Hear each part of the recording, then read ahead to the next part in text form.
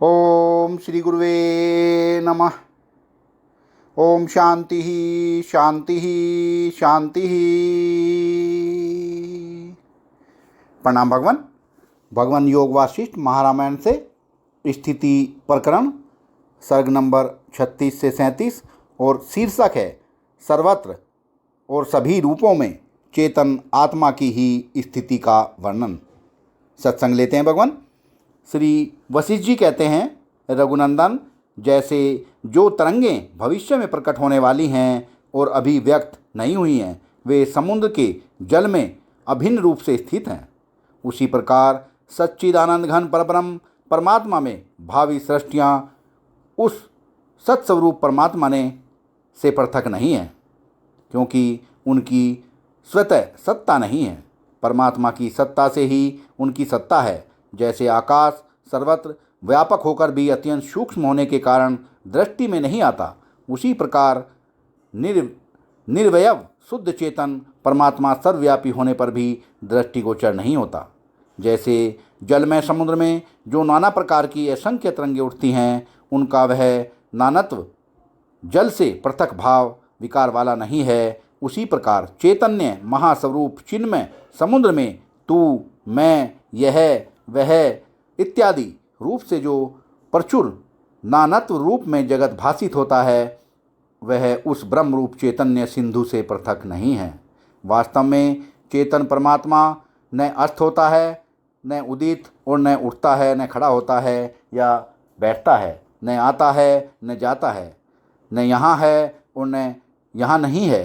रघुनंदन, वह निर्मल चेतन परमात्मा स्वयं अपने आप में ही स्थित है। वाह भगवान, वाह वाह भगवान, वाह। रघुनंदन, वह निर्मल चेतन परमात्मा स्वयं अपने आप में ही स्थित है। वही भ्रम से प्रतीत होने वाले जगत नामक प्रपंच के रूप में विस्तार को प्राप्त हुआ है। जैसे तेज पुंज अर्थात सूर्य आदि के रूप में और जल ही जल राशि अर्थात समुद्र आदि के रूप में स्फुरित होता है, उसी प्रकार चेतन परमात्मा ही अपने स्पंदन भूत सृष्टि के रूप में स्फुरित हो रहा है। चेतन परमात्मा ही आकाश रूप से अवकाश प्रदान करता है, जिससे अंकुर को बाहर निकलने या फैलने का अवसर मिलता है। स्पंद आत्मक वायु रूप से वह उसका आकर्षण करता है, जिससे अंकुर बाहर निकलता है।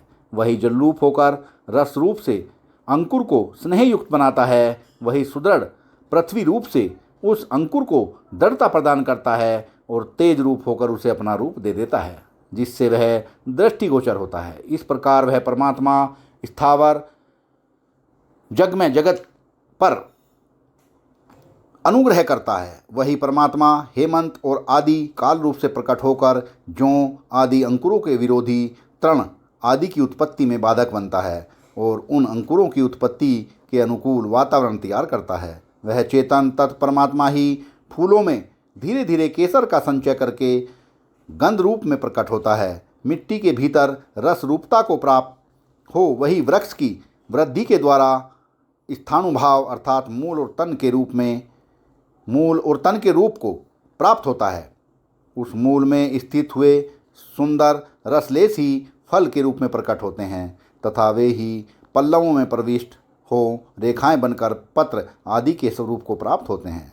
वह चेतन तत्परमात्मा ही वृक्षों में इंद्रधनुष के समान नूतनता का संपादन करता हुआ उन पर अनुग्रह करता है। स्थिरता रूप चतुरता को प्रकट करने वाली नियमित रूप से वही स्थिति को प्राप्त होता है। उसी परमात्मा के अनुग्रह से धारण रूप धर्म वाली यह धीर वसुंधरा प्रलय काल तक स्थिर रहती है।